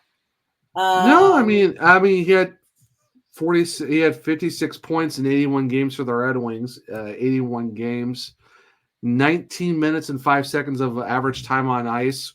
He did make $4.125 million, so 4.5 maybe. 4.5 maybe. Yeah. If you're giving up other guys because you can't pay them, that's less than what they're wanting. I mean, he's 31. Every other guy above him, and the only guy that's younger than him, that's a UFA that's above him in terms of like rankings. Well, especially for cap hits. Montour. No, Montour's 30, but he actually made $3.5 million. No, Brady Shea's the only other guy that's in the top 10 in terms of cap hits that's younger than Shea Gostisbehere. Ghost is 29, you said? Ghost is 31. Yeah, Montour's 30. He's also younger. Well, I'm on top of because they have it set up by cap hits. Guys who made around where Ghost made or higher than him. So Brett Pesce is he was 10th on this list. He made 4.025. And then Ghost made 4.125. Everyone else above him made more than him. The other guy that's younger than Ghost who made more money than him was Brady Shea, who's 30. He made 5.25. If you're giving up on Pesce or Shea, Ghost would not be a bad option. Ghost would not be a bad option. I could see him going for Montour wouldn't be a bad option. Brandon Montour's 30. He's a right D. He got 33 points in 66 games. Definitely a drop off for the season he had the season before. He absolutely just went off. But so he did make 3.5 for Florida. Played 23 minutes and 36 seconds of average time on ice. I'd be very surprised if Florida doesn't bring him back for his age. He's only 30. It would also be tricky because if he's a right. If he's a right, if you kept Shea and not Pesce, you wouldn't want to put the two of them together because you'd have two offensive guys and no defense. He had a +1 on the season compared to Brett's +10 and Brady's +15. Ugh.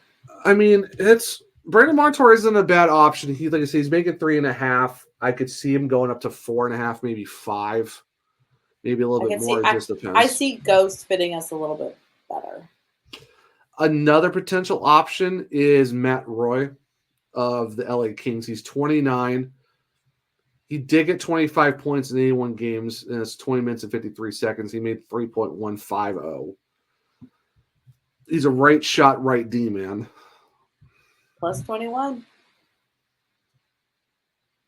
Yeah, +21. 135 shots too. Yeah, 135 shots too. He puts up shots. Not a bad option. He would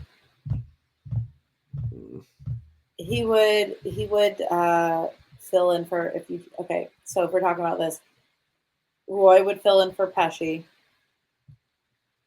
Roy would be a fill in for Pesce. Yep. Ghost would be a fill in for Shea. Yeah, and the thing is, Shane Gostisbehere can play on left or right D too, so he's a good option of you can put him on either side and it wouldn't be that big of a deal. Let's say you're looking at $5 million for Shane Gostisbehere and you're looking at maybe 4.5 for Roy. That's like what, $9 to $9.5 million for both of those guys. Where Brett and Brady could be looking at what, almost 6 each. So yeah. You are saving some money, and you're kind of replacing those two guys. So are we both kind of on the same page in terms of that, to where it's, if you're possibly re-signing guys, Roy and Ghost? Yeah. If you re-sign Pesce and not Shea, I would go for Ghost.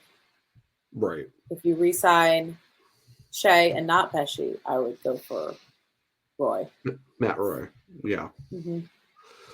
Yeah, because again, you got to balance out the defense and the offense. You got to do. Montour's nice, but Montour plays the same side as Shea. So yeah.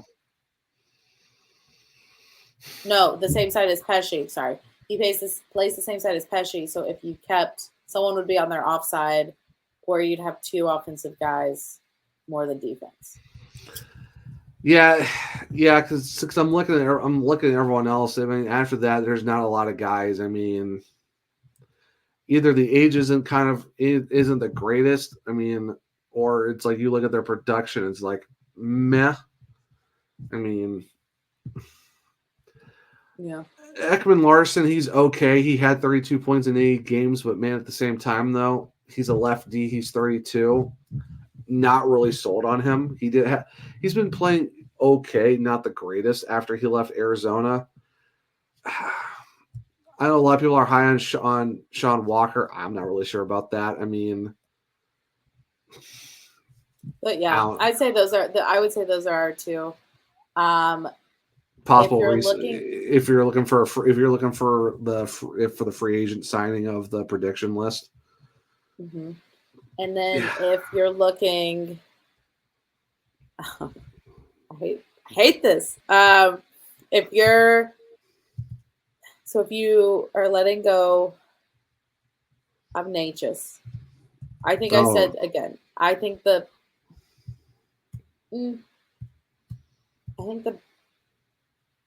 best return I would want for him is probably a player like Lindholm.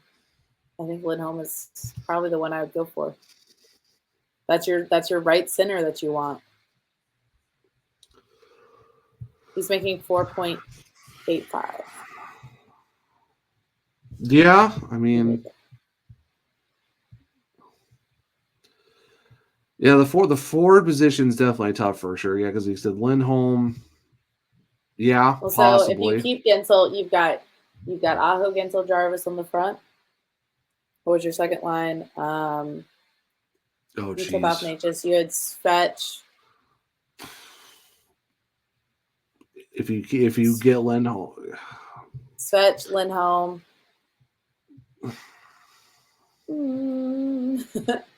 Quickie? I don't know. Yeah. Well. Okay. So that's a space, and then you have your Quickie, Martinook, Saul line, and then you have Nason, Drury. Oh, you forgot. You forgot of Getty. We still got Kuzi for next season too. Kuzi would be okay. So you'd probably maybe still keep Kuzi fourth line, and then you would move Nason second line.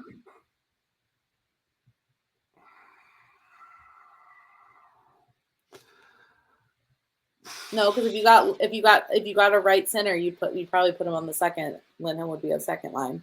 Yeah, then probably Svetch and Nason. No, Nason wouldn't play top 6.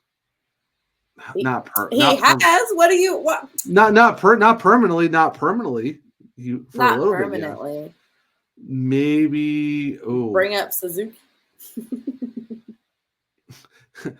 to get what Jackson Blake or what our thing is that our thing is it's the same as it always is. We always have an excess of centers. same as it ever was. Well, I wouldn't be mad at the option of going for a Jonathan Marchessault, but he's gonna want the effing bank. This dude made $5 million with the Golden Knights. He's gonna be looking for at least 8. He plays both sides.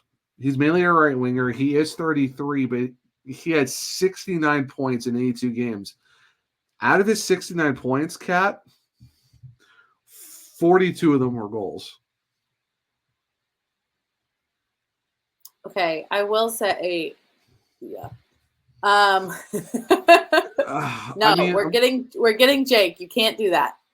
Anyway. Okay. Sorry. So Richie did throw out. He threw this out. DeBrusque is also an option. 40 points in 80 games. He's 27. Can play both sides. He made $4 million. I've put it out there, and I've seen a lot of people say he's going to be looking at possibly 6.5 or 7. What he wants. I don't know what team is going to give him that money. Someone's going to be stupid enough to do it, and I'm kind of hoping it's not the Canes. Just trade the Canes. Just trade him and Necas. That could work. Yeah, well, he is a UFA though, so we're not really trading for a UFA. That's the problem. That's the problem. He's a. I want to be upset with Matt Duchene because he did make $3 million, but he did have 65 points for Dallas. I could see him going for the bank too. Here's an RFA I wouldn't be upset about if we brought him. He does play both sides. He's been a Hurricane before, but Warren Fogle is going to be an unrestricted free agent if you want to go for a Warren Fogle. No, I'm not being serious with that one. No, you have to bring. I love Fogle, dude. He's in the he's in the finals, and so is. I know. But they are the depth players that we already have. We need a top. Honestly, though, I do have an option. God. What? He plays all forward positions. He's 29 years old. He had 59 points this past season. He had 26 goals in it says 83 games. I don't know how you played 83 regular season games because there's only 82, but okay. He made $1.985 million. I'm guessing he's probably going to want more. Sean Monahan. Monahan? Oh, that's not a bad name. No, like I said, he plays all 3 forward positions. He was with the Winnipeg Jets. He's 29. He plays all 3? Center, left, right. He plays center, left, and right. In his contract with the Flames just ended. Oh, sorry. He was with the Flames. That ended. He was making 6.375. This past season, he started off with Montreal, made 1 year, $2 million. His cap was 1.985, but then he was traded to the Jets. Oh, okay. It says appearing in 88 games between Montreal and Winnipeg. It's because he played with Montreal and then he because he played Winnipeg in the playoffs. Got it, yeah. So his contract before was 6.375 with Calgary. Now the thing is, he had this. So the 21-22 only for season. 2 with the Jets. Am I still talking about Monahan? No, so we're talking about Monahan. Yeah, so he played for Calgary in 21-22. He had 28 points and 23 points in his last 2 seasons with the Flames. He went to Montreal, got 17 and 25 for the 22-23 season. And then, this past season, he played 49 games for Montreal and got 35 points, and then played 34 games with the Jets and got 24. I would actually not be upset. I would not be upset with Sean Monahan being an option. Plays all 3 forward lines. You could give him 4.5. You can make it work to where he's a left shot. So you're not really getting your right shot center that you want, but he's a good right wing option. Yeah. So I want to say in terms of free agent signings for the thing that we're doing for our graphic, here's the 3 names I'm putting down. Matt Roy, Shane Gostisbehere, Sean Monahan. Defense. Yeah, for those 2 for defense, Sean Monahan for the forward. I would say the same, and I would add DeBrusk and Lindholm. These are options. Not saying getting all of these, but I'm saying these are options on depending on who you give up. Well, these are your predictions, though, so you're going to have to try and make it work. Well, that's what I'm saying. I'm saying predictions. These are the people we would target if depending on who leaves and who goes. Yeah. I can't. They're just they are my predictions on who we would target if the departures and the re-signs happen. Right. These are my predictions on who we would go after if they don't get re-signed by their teams. Right. Yeah, so I say for mine, re-signs for sure. Roy, Ghost, Sean Monahan are the three guys I kind of look at in terms of re-signs or for free agents. Okay. We already got our departures and re-signs. That was not fun. Trades.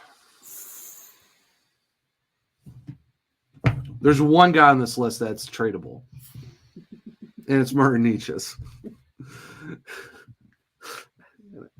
Another part of this game I hate because I don't know who you would. I would say if you're not looking, let's say we're not getting one of those defensemen that we talked about.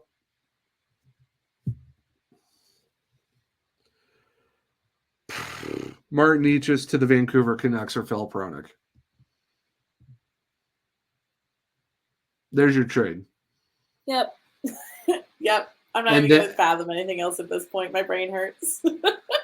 Yeah, I would say that's your only defenseman. Then you take off Roy. If free agents, you're having Roy there as your free agent. If not, Hronek coming from the Canucks. Yeah. Because Hronek's an RFA. You're signing rights for rights. And I can see draft picks being part of the deal too. Yeah. We might as well just have this might as well just be the SurgeCast predictions because all of our things are the same. I mean, the graphics would be super easy for Richie. Just add a couple different names. That's really about it. It's pretty close. And that's the thing, Kat. It's just so tough. And if anyone's gone to this part, gosh bless you for staying with us this long. Because you get to hear our brains frying trying to think about it, and like we're trying to do it so that your brain doesn't fry thinking about it. And the thing is that if you've learned from the previous seasons, from seasons of Niederreiter and Trocheck, where we also try to think about it, and you're like, is Nino going to stay or is Trocheck going to stay? Are they both going to stay? And then you pick one, and then neither stays. And so then you're just like, and my brain hurts for no reason. So we can play this game all we want. I just kind of got to see what happens. Unfortunately, I'm going to tell you right now, I wouldn't be worried about Jarvis. No, that's not on him. Him and Jack are guaranteed, honestly. I'm pretty sure him and Jack are guaranteed. The other ones, I kind of want to lean towards Martin being guaranteed. Those are probably the three that I wouldn't put so much brain power into. It's going to be interesting to see what they get. I would love it. I would love to keep Steph Nason. I would love to keep him. Yes. I mean, I know Jesper Kotkaniemi is not a UFA coming up, but his name has been brought up. Do you see the Hurricanes trading him? Guys, with all of this juggling of money, getting rid of him, I don't know if it'll solve it fully. You would have to. He would have to be part of the package with Martin Necas, if anything, or you're going to have to give up some sweeteners to move that contract. I doubt it. I doubt they're moving on from. I also just don't see. We don't give up on guys really easily, and I think like me and you, I think they still see the potential in him. So I would say he's still young. He's still young too. We don't give up on the young guys. Not really. If we did, Jarvis wouldn't be here. Especially after last season where it's like, trade him, he's slumping. Yeah. So anyway. Yeah, that was tough. That is what we think. If you got to this point, we'll have a graphic up shortly that will show you all of these thoughts very condensed and very quick.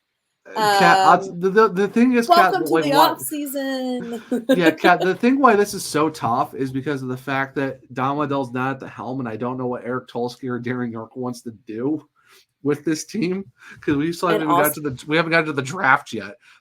And also the free agency period starts July 1st. It's June 6th. Also, it's so tough because as much as we like to say this as a joke, we freaking like our group, and this year seemed like the year, and it hurts, dude. It hurts. I mean, also, I'm sorry if it hurts for us. The Rangers must be feeling like shit. Oh man, yeah, it's tough. Like I said, there's so many predictions. Like depends on what they're gonna do with Jake, because that's a big one. What they're gonna do with Martin Issues. I think those two guys alone are gonna affect a lot of the UFA RFA stuff. Mm-hmm. Brett and Brady too. With those two, like, what's your defense looking like with those two? With or without? Yeah. I hate we have so many guys that are coming up as UFAs right now, and we have like zero like idea if all of them are staying or some of them or none. That's why our predictions are like, this guy looks good. will he be the replacement? I don't know. Yeah, and you never like. We're not in the inner workings, so we never know. I hope we're wrong on a lot of these, Kat. I really hope we are. Me too. But it's June 6th, and we have until June 1st to figure this out. July 1st. Yeah, July 1st July 1st to figure it out for the Canes, and we'll see what they're going to do. We're just speculating for the next almost a month. Yep. Super duper fun. Yeah, but thank you. I hope you guys had a great couple of weeks. I definitely had some fun vacations over the last couple of weekends. And hey, it's summer, and I've been busy. I've been busy, but I've been enjoying the weather, been enjoying friends and family, been enjoying the downfall of teams that I don't like getting out of playoffs. There's little wins here and there, guys. It's great. So I mean, your TikToks have been good. So I mean, stick with us as we do we try to do some of the heavy lifting as we all start to stress and speculate over the next couple of weeks. But yeah, we're back, guys. We're here with you for the remainder of the summer, for your long drives to the beach, to the mountains, to maybe just going to work every day. So yeah, thanks for giving us a little bit of patience and grace as we took some time to get our heads back on straight since playoffs. But yeah, thanks for joining us for this episode. We know this one's a long one, but hey, we had a lot to talk about. A lot happened in 2 weeks. So a little crazy. Fancy Duck Boys, I should hear no complainings about how long the show is. Always. Always. But yeah, so for now, Zach, where can they find the podcast network, and where can they find you? Yeah, so if you want to check out the network we're at, obviously the Hockey Podcast Network, hockeypodcastnetwork.com. You can find us. You can find other Hurricanes podcasts. You can find podcasts on all other teams as well. There's a lot of great shows on there. Just make sure to go check them out. If you want to follow me, onetruezach on X. It's spelled out. Don't forget. Oh, it's ONE. It's not the number. It's spelled out, not the number itself. Oh, wow, it's been a while since I had to do this. Come on, Homer. I'm trying. Yeah, so you can check me out there. Got a link in the bio. You can find out where I can do all my articles. Yes, I know I write. A lot of writing. Over 100 articles so woo. Check out the stuff out there. Check out my other show that I do, Locked on Hurricanes. As you all know, I've been still putting out episodes even during the 2-week break of this show. Been putting out a lot of content over there, so hope everyone's been enjoying those. Doing a lot of season grades and a lot of draft predictions because getting closer to the draft, so that's a lot of fun. So check me out over there. All the links, all that good stuff. Kat, where can people find you and this podcast? If you want to find this podcast on pretty much every social media, on Twix, Instagram, YouTube, just look up the SurgeCast. It's one name and it's super easy, and we have link trees. You can find all of it.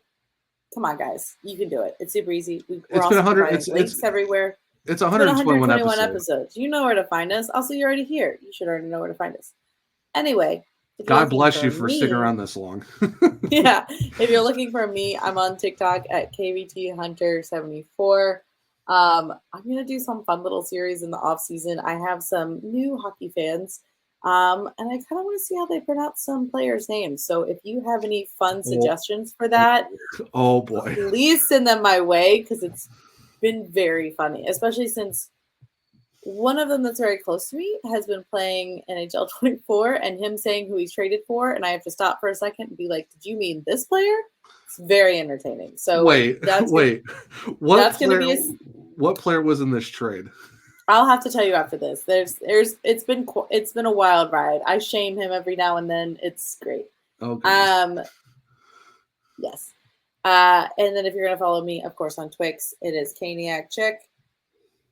I'm there. I'm retweeting things. I did not miss how you do. I'm reading, tweeting things, giving my thoughts and opinions, and sharing fun things every now and then. So, but yeah, thanks for sticking with us, guys. We really appreciate it. Again, there's a lot to go over, and yes, our brains hurt as well. But until next time, I'm Kat. I'm Zach. And it's going to be a long ride in this offseason, but stick with us here at the SurgeCast.